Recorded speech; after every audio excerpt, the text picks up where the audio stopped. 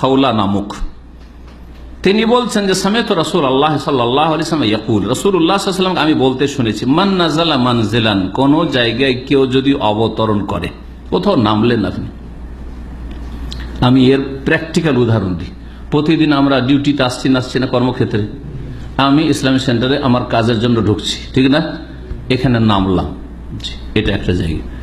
আর একবার গিয়ে বাসায় নামলাম, কোনো বিপদ আপদ যে কোনো আসতে পারে না, আপনার কর্মক্ষেত্র কখন আল্লাহ না করে বিপদ আসতে পারে, বাড়িতেও আসতে পারে না, আগুন পানি ইত্যাদি কত রকম বালা মুসিবত আছে না নেই, দোষ দুশ্মন কত কি আছে।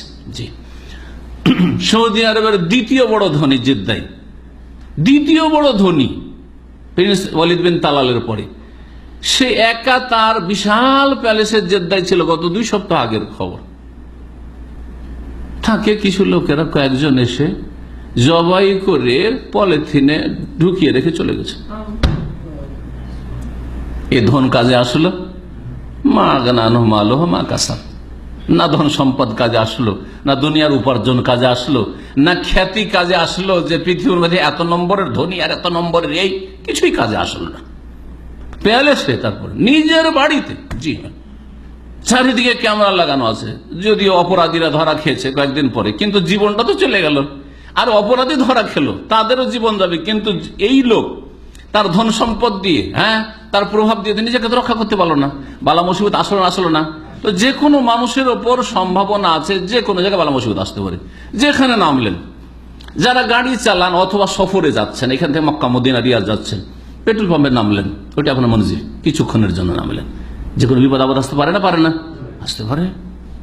হোটেলে গিয়ে নামলেন আপনি, নতুন হোটেল অভ্যাস করে নিয়েছে আলহামদুলিল্লাহ, হোটেলে ঢুকতেই দোয়া বেরিয়ে যাবে মুখ দিয়ে। এয়ারপোর্টে কোন জায়গায় গিয়ে নামলেন, কত বালা মুসিবত আসতে পারে। আজকাল দিনদার ধার্মিকদের উপর আরো বালা মুসিবত বেশি, শয়তানদের পক্ষ থেকে। মানুষ শয়তান, শয়তান। আপনি এয়ারপোর্টে নামতেই এই দোয়া পড়ে নেবেন, প্লেনে চড়তে এই দোয়া পড়ে নেবেন, যে কোনো ক্ষেত্রে এখন আপনি নিয়ে নেন। জি, শ্বশুর বাড়ি গেলেন, আত্মীয়র বাড়ি গেলেন, যে কোনো জায়গায় যান না কেন, যে কোনো মনজিলে যে কোনো জায়গায় নামেন না কেন, মান্নাজালা মানজালান, কেউ কোনো জায়গায় অবতরণ যদি করে, সুম্মা কালা, অতঃপর যদি বলে আউযু বিকালিমাতিল্লাহি তাম্মাতি মিন শাররি মা খালাক, দোয়া মুখস্থ আছে, আমি আশ্রয় গ্রহণ করছি আল্লাহ পাকের পূর্ণ কালেমার আশ্রয় গ্রহণ করছি, আল্লাহর বাণীর আশ্রয় গ্রহণ করছি, আল্লাহর বাণী, আল্লাহর গুণ, মিন শাররি মা খালাক, তার সৃষ্টির যাবতীয় অনিষ্ট থেকে, যে কোনো সৃষ্টির অনিষ্ট, সাপের অনিষ্ট, বিচ্ছুর অনিষ্ট, চোর ডাকাত চিন্তাকারী দুশ্মন, যে কোনো মানুষ হোক, জিন হোক আর কীট পতঙ্গ হোক, সমস্ত রকমের অনিষ্ট থেকে কি করছি, সৃষ্টির অনিষ্ট থেকে আমি আল্লাহর আশ্রয় গ্রহণ করছি। আউযু বিকালিমাতিল্লাহি তাম্মাতি মিন শাররি মা খালাক লাম ইয়াদুররুহু শাইউন, সুবহানাল্লাহ, কোনো কিছু তার ক্ষতি করতে পারবে না। কে বলছেন এটা? সবচেয়ে বড় সত্যবাদী মানুষ রাসূলুল্লাহ সাল্লাল্লাহু আলাইহি ওয়াসাল্লাম, যিনি ওহী ছাড়া নিজের পক্ষ থেকে একটিও কথা বলেননি দিনের ক্ষেত্রে।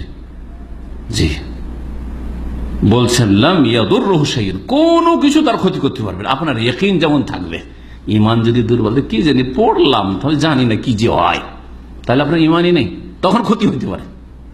ইয়াকিন থাকতে হবে আপনার, আমি আল্লাহর কথা আমি বিশ্বাস করি 100-তে 100, রাসূলুল্লাহ সাল্লাল্লাহু আলাইহি ওয়াসাল্লামের কথা 100-তে 100 বিশ্বাস করি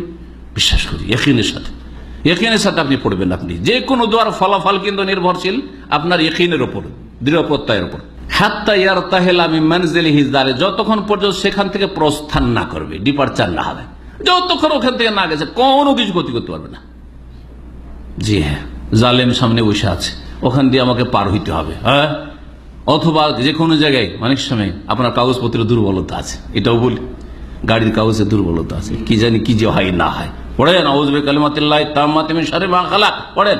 জি, পড়েন, এবং আল্লাহর কাছে যদি আপনার পক্ষ থেকে অবহেলা ত্রুটি হয়ে থাকে, আল্লাহর কাছে ক্ষমা চান যে আল্লাহ আমার ত্রুটি, আল্লাহ তুমি মাফ করে দাও।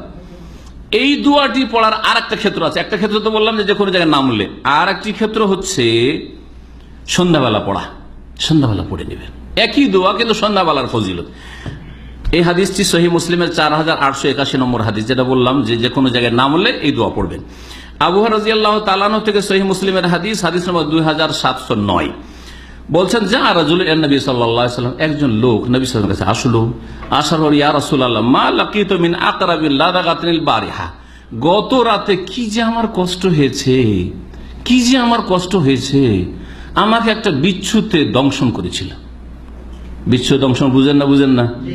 ও মারাত্মক, মারাত্মক ব্যথা হয়, জি মারাত্মক কষ্ট হয়। এই বিচ্ছুতে আমাকে দংশন করেছে।